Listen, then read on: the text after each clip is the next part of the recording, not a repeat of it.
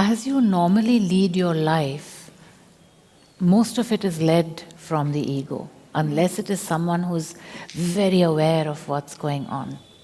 Technically spoken, you don't really have much to lose if you start to use the Viveka Buddhi, the ability to discern, and start to attempt to discern between the impulse of the Antar-Atman, the impulse of the soul, and the clamor and demand of the ego.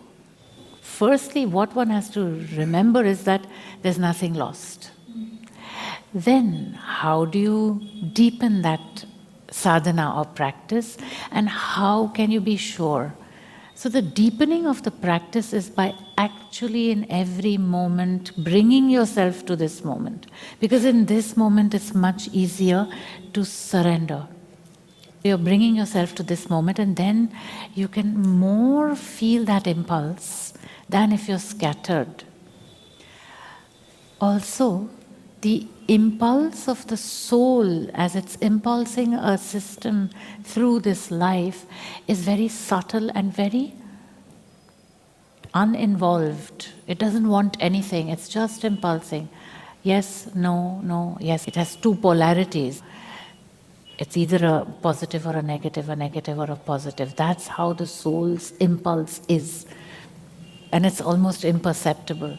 Whereas the ego is very loud. So you can distinguish actually.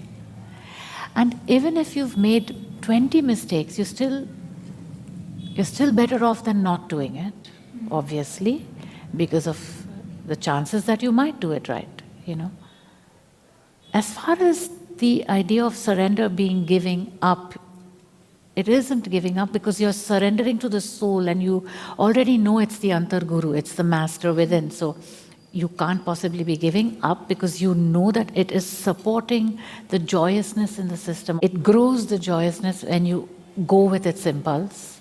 And when you go with the demands of the ego, it is suffering. You're invited to a live online satsang with Maharishikaa Preeti this Sunday.